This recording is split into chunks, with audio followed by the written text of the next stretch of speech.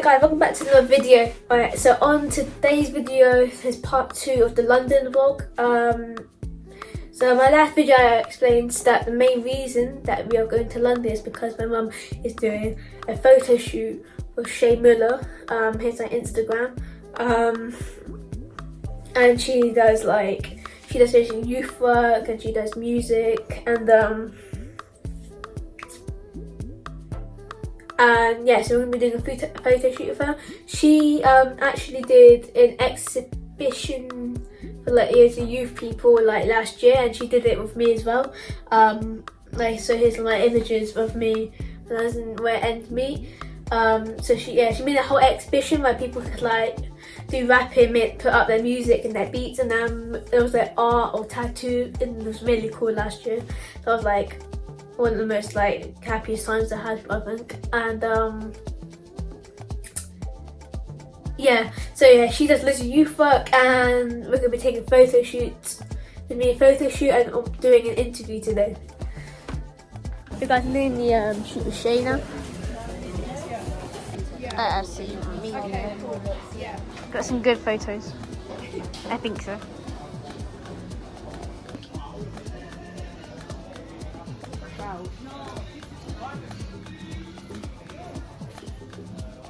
If you tell me each time, I'll move.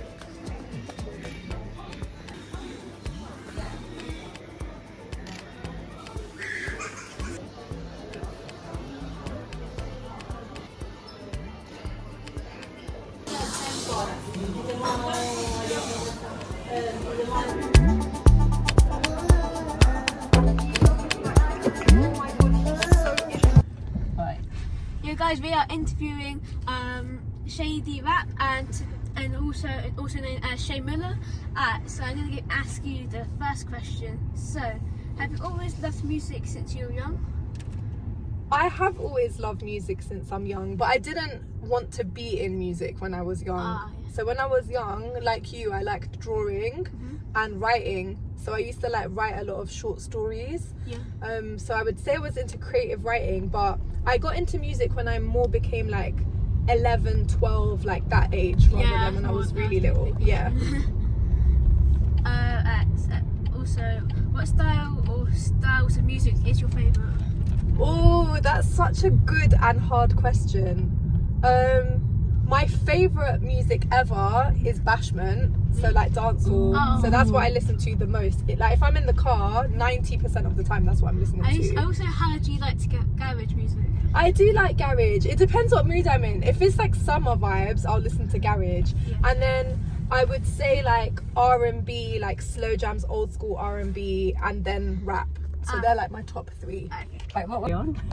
What's your favourite music, Caleb? Oh, my favourite music. I'm still in the stages of just hip hop and rap. Okay. I'm still in that stage. Okay. I'm trying to listen to other music, but Yeah. I'm just still stuck with the hip hop and stuff. Yeah, I mean it is It's just comforting music to Yeah, me. it is. I've had it since I was young. Oh. So Okay. what made you want to start writing and rapping? Because do you know what? It's when I started hearing other rappers that I loved. So I used to listen to a lot of old school music. My cousin, he used to listen to loads of rap in his room and when he was driving, and I used to spend time with him. So it kind of naturally went into my brain. Yeah. And then because I was a bit of a tomboy when I was growing up, and then suddenly I've discovered Queen Latifah, Da Brat, Salt and Pepper, all these old school female rappers that dressed and kind of had a boyish style how I was. So I suddenly was oh my god, these girls are so cool. And I just guessed from my short stories I used to write, I used to kind of be okay, let me try this, and then I tried it and I found it so fun. So it kind of just stemmed from that. That's cool. Thanks. I see you DJ too. How did you start that? Do you know what? I started DJing during lockdown because studio was whoops, sorry guys. We're safe, don't worry. Are you okay? Because studios were closed and I couldn't go to studio. it was a bit difficult. I didn't have studio equipment at home, but we had decks. So I was kind of like really desperate for a bit of an outlet. So I was like, okay, well, there's decks at home, let me just like play with the decks. Yeah, you might as well. There's just decks there, literally. So I just started like practicing, and my friend like taught me like how to do basic mixing and stuff, and I just it was just because of lockdown. And it was good because you know like loads of music. Yeah, literally. So I was mixing a lot of grime and a lot of bashment. So I think the neighbours were not happy at the time. Neighbours was a bit like, why? Literally.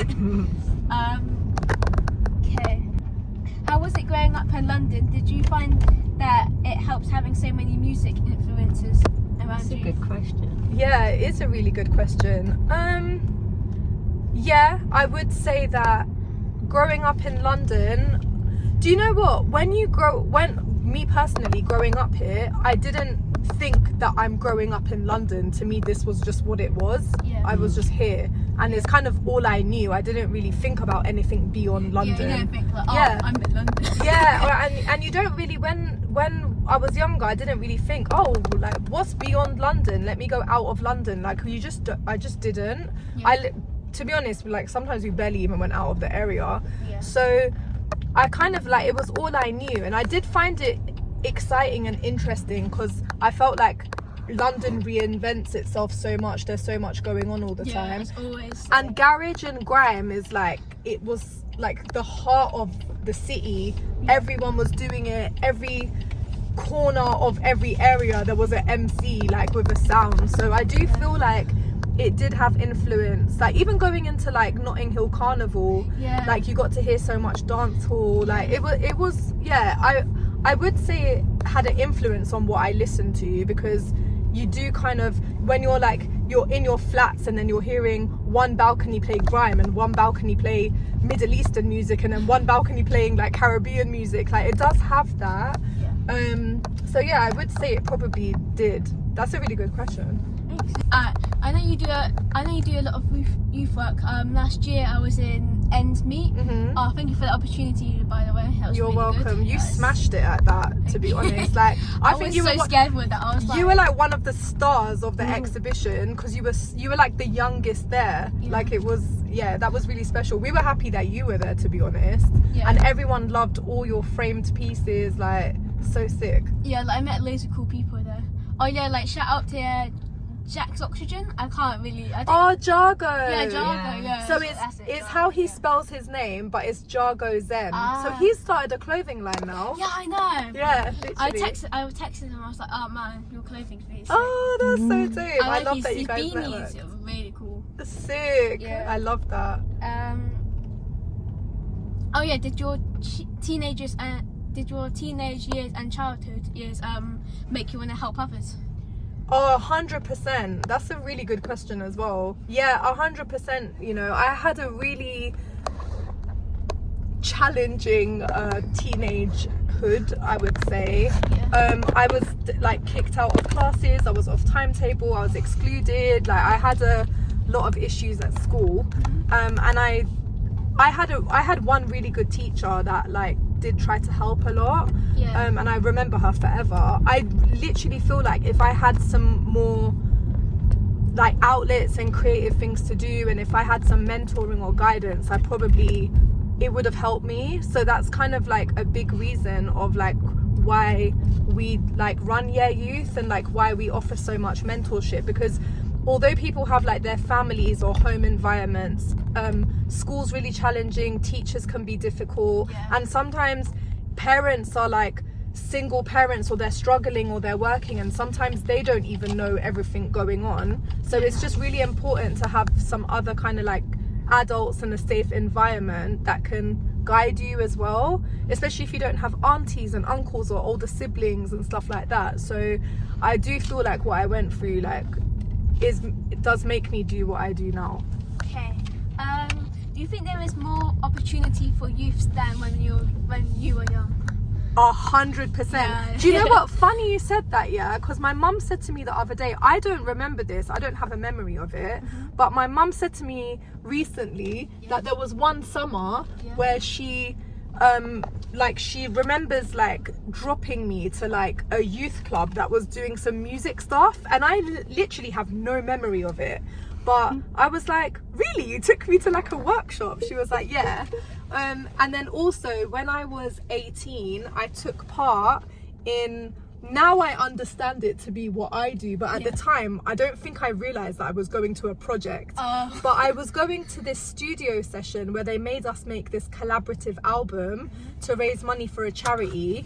And then we did our first ever performance in a place called Logan Hall in central London. So all the kids that made the songs on the album, they got to perform, and it was like my first like ever performance. But now I've realized it was a project, like, because it's what we run, like there's studio sessions, and then, but I was like, oh my god, I went to something like that, and that kicked off like me loving performing and my music career. So that was my first taste of it. So aside from that one thing when I was younger, there wasn't really anything else. We just used to, and it sounds so bad, but we just used to literally sit on park benches and just hang out in the street until late. But it was, you know, it was fun, it was fine, we were just talking, but it was a bit boring as well. Yeah, it's like fun, but not... It runs out. How many days can you sit on a park bench? You know what I mean? So, literally. Okay. I've seen you've been putting up fashion. Are you gonna make that like part of your career? No, I guess not like a career move. Do you know what? I really just enjoy outfits and putting. Yeah, me too. Yeah, you know, like and putting I'm not together. into fashion. I just like want to have good fits. Literally. The best, you have a better fit. Like it just changes your mood. Yeah. Like, if I have a bad fit, Yeah. the whole day I just feel unconfident. Yeah. Like, I mean, you've got a wicked swag, yeah, so I feel confident today. But yeah, for me, it's not something I want to like go into. Like, do you know what I mean? But I do like putting like it's just for fun. Yeah, it's kind of like another artistic outlet. Yeah, pretty much. Like it's just good. Like you had art exhibition, good outfit. Like, yeah, you just gotta have a good outfit. Exactly. literally. Lastly, what are the next plans you're going to manifest? Oh, that's a nice word. I would really like to move out of the country, Caleb.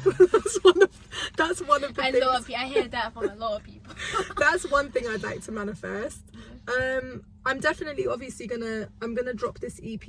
Yeah. And I would really like this launch event that I'm putting on to like be fun and be a success. Yeah. And I think I don't have like, I know it sounds so nuts, I don't have a particular goal. I just know that I want to be happy and I want to be healthy, and I want to be enjoying what I'm doing and helping other people while I'm doing it. And I don't know what that looks like exactly, but I guess it's a bit of a mixture of what I'm doing now, but a bit more balanced. So like when you did it where ends meet kind of. You know, like moments like that, things like that. So that would be really nice. But yeah, the main one is to like buy a house outside of England. Yeah. I think lots of people want to do that. Even I want to do that. So, like, where would you want to buy a house if you could buy a house anywhere? Where do I want to buy a house? If someone tomorrow you could buy a house in a different country, where do you think you'd pick? I mean, if I was like really rich, I had to be rich to own the place. But I'd be like, I'd probably do it in Japan. Loads of people would be like, why? Japan? Yeah, interesting. I'd be like, I really want to go to Japan. Like, I kind of get it because you like art and drawing. I like you art. Like fit. It's just got loads of like, it's got all the things like, to do. It's even got all the like nerdy things. It just looks cool.